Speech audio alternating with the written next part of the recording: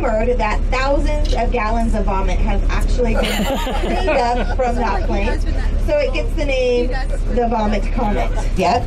So in 2018, they're still protecting them from the wild.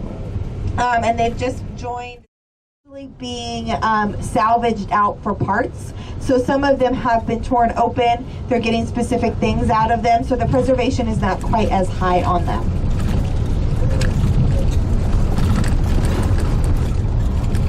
Over into the boneyard,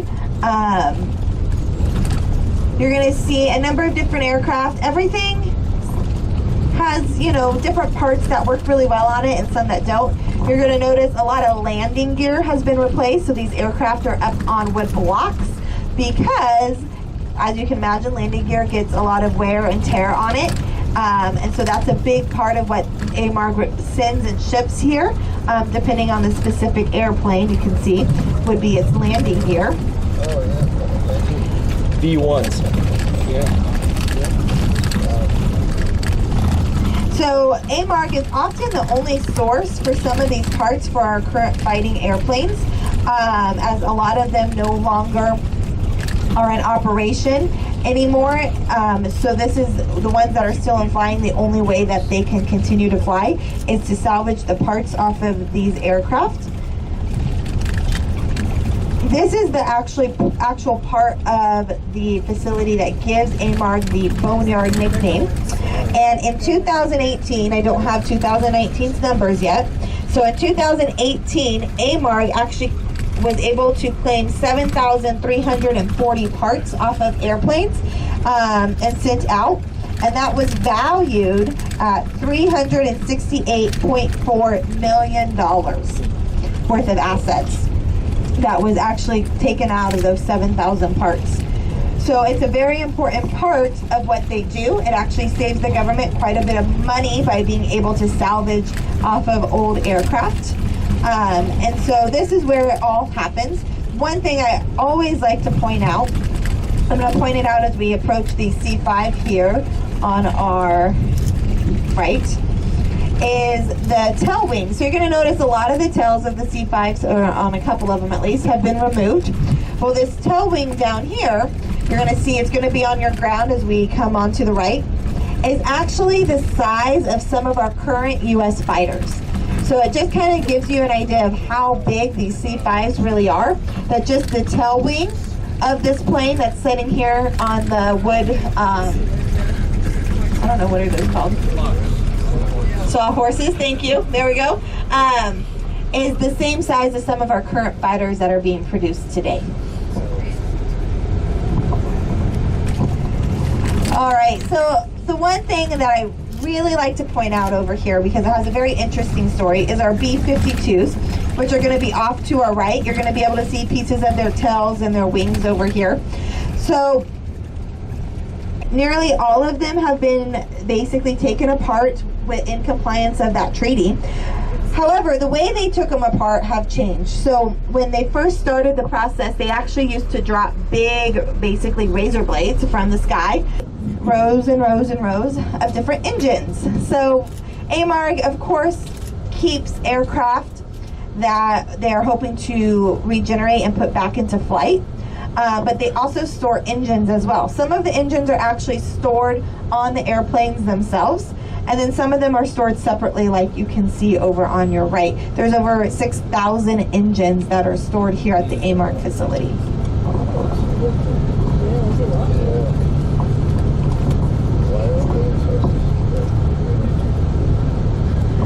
As we approach on our right, you're going to also start to see rows of F-16s. These are the F-16s that they're taking out of the preservation process, and they are getting ready to head down to Florida, where they're going to be made into full-on drones. So these will all be leaving the AMARG facility relatively soon here. As we make our way towards the last, you're going to see all of the aircraft we just kind of saw had a lot of that spray lap put on it because they're in high preservation storage. They're aircraft that could possibly fly again. As to Hueys right here. So these are all very new. They just got their spray lap put on. and they've just joined the AMARG facility. They are at a higher ranking of preservation. As you can see, the spray lat is completely new. It's completely covering the aircraft. So most of these are being stored to go back into flight eventually.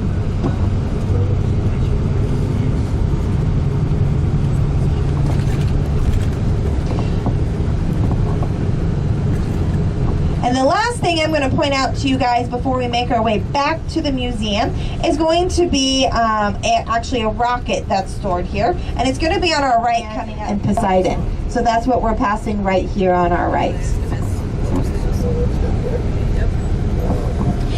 As we make our way out the gate here, we are officially leaving the AMARG facility. Hopefully you guys enjoyed your look into the boneyard. Seeing a little bit of what is represented here. It is an ever-changing. So as we make our way back, you're going to see on your right side, there are 2 commercial airliners. Those commercial airliners are here because the parts that are taken off of them are actually able to be used in the KC-135s and I believe in the 130s as well. And by the Air Force actually purchasing these 2 old commercial airliners, they've been able to save millions of dollars just in claiming parts off of them for the KC-135s.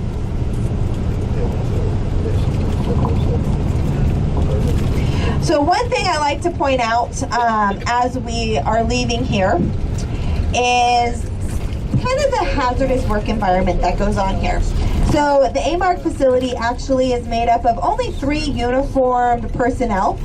The rest are all civilian contractors that work here. And so as they're working, they have to deal with not only the heat and the sun of Arizona, which you're going to see big movable domes that they can actually cover the aircraft they're working on, giving the aircraft shade and themselves. But they also have to deal with the wildlife. And if you are from Arizona or familiar with the wildlife here, there's quite a few dangerous wildlife to encounter. And being a very empty, kind of not a lot of people around area, the wildlife is pretty heavy through here. So the workers actually have to make sure that while they're getting in these airplanes, they're still protecting them from the wildlife. So things that they're encountering on a daily basis are rattlesnakes. They love to kind of curl up in either their toolboxes or underneath the tires of the planes. So they're having to make sure they are watching for rattlesnakes as well as Gila monsters, which is another venomous lizard. They also are dealing with coyotes and bobcats. Bobcats have been known to get inside the planes once they're opened up and have their litter of kittens. And then you have to basically wait until the bobcat chooses to leave on its own. They do not disturb the wildlife. They then just move on to the next aircraft. But the main issue that they have to deal with is actually the birds. So what happens is once they've basically torn off all that spray lat and they've opened the planes up, they're opening them up for a really great nesting place for birds.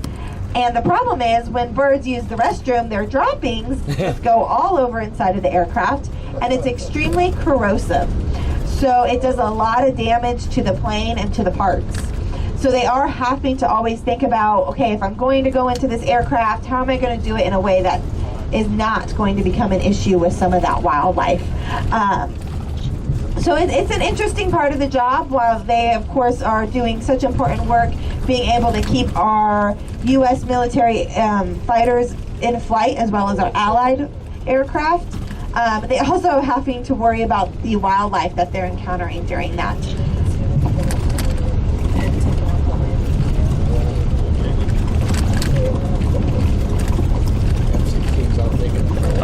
This is also the part where if you specifically are looking for an aircraft, I do have people that come on this tour wanting to find a very specific aircraft maybe they worked on or they flew on. Usually they find it over here in the boneyard, not necessarily out towards Celebrity Road. So this is kind of, if you were looking for a specific aircraft, definitely the place that you would most likely see it.